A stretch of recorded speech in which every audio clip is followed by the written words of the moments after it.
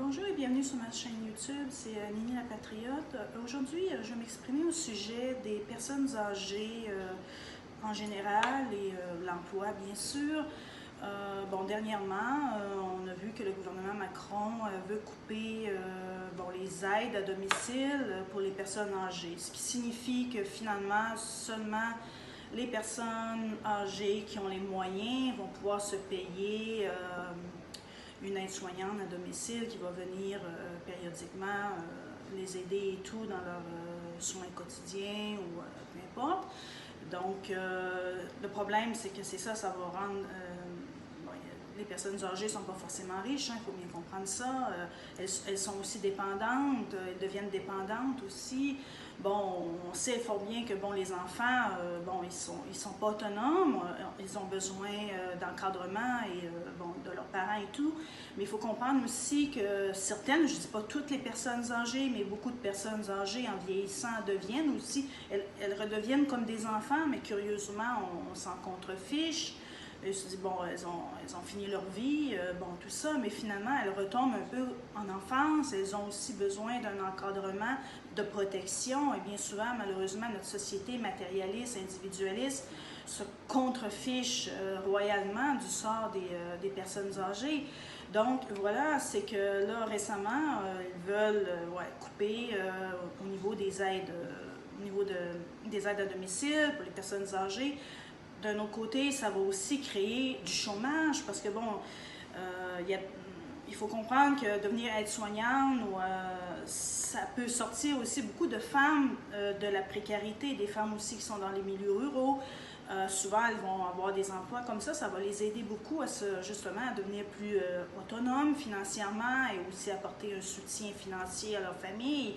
Parfois, ça aide beaucoup. Donc, il faut comprendre aussi que pour les femmes, l'emploi, c'est pas quelque chose qui est facile parce que, physiquement, on est plus petite, on n'a pas la même force, le même gabarit que les hommes. Il y en a, les féministes vont dire, ouais, mais les femmes peuvent aussi aller travailler sur la construction.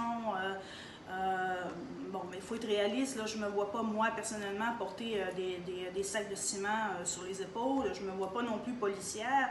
Je ne me vois pas femme pompier. Écoute, je suis féminine et puis j'ai la constitution physique d'une femme. Je ne me vois pas dans ces métiers-là. Donc, moi, je choisis naturellement des professions qui ont toujours été... disons, considérées comme traditionnelles pour les femmes, donc enseignante, infirmière, aide-soignante, secrétaire, nounou,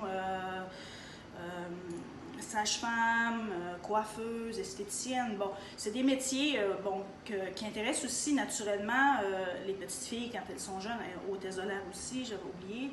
Donc, c'est toutes des choses que les femmes sont naturellement attirées par ça, mais là, on coupe, et puis ça devient de plus en plus difficile aussi pour les femmes de trouver des emplois qui leur conviennent, aussi au niveau psychologique et physique. Donc, c'est vraiment dommage de voir que finalement, le gouvernement va décider de couper les aides à domicile. Ça pénalise beaucoup de femmes qui gagnent leur vie comme ça, comme aide-soignante à domicile, et ça pénalise aussi les personnes âgées qu'on ne sait pas comment ils vont faire. Parce qu'il faut comprendre une chose, c'est qu'en France, comme au Canada bien sûr, aux États-Unis, c'est pas les enfants qui prennent en charge leurs vieux parents. Ici au Japon, c'est que la plupart du temps, quand une femme se marie, elle arrête de travailler, elle se consacre bien sûr à son époux, et à sa belle famille. Donc, c'est quasiment comme un contrat à vie.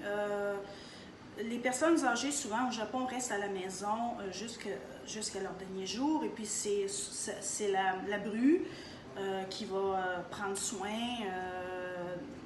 de ses beaux-parents jusqu'à la fin. Donc, souvent, il y a 3 ou 4, même voire 4 générations qui peuvent vivre dans une même maison au Japon. Donc, c'est vraiment pas rare.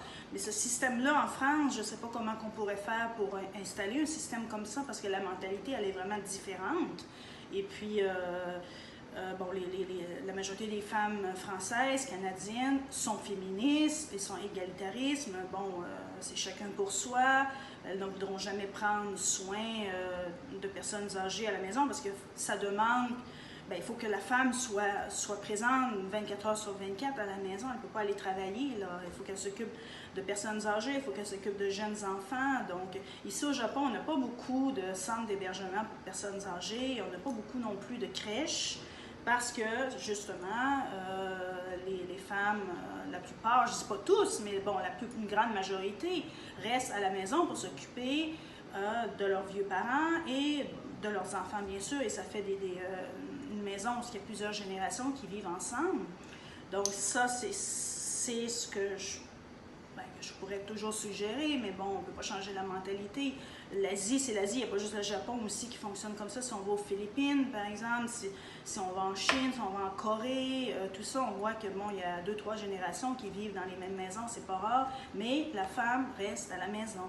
Donc, il n'y a pas de chimère féministe, la femme est égale de l'homme, non, c'est de la complémentarité, et puis chacun son rôle. C'est comme ça en Asie, mais là, en France, on coupe.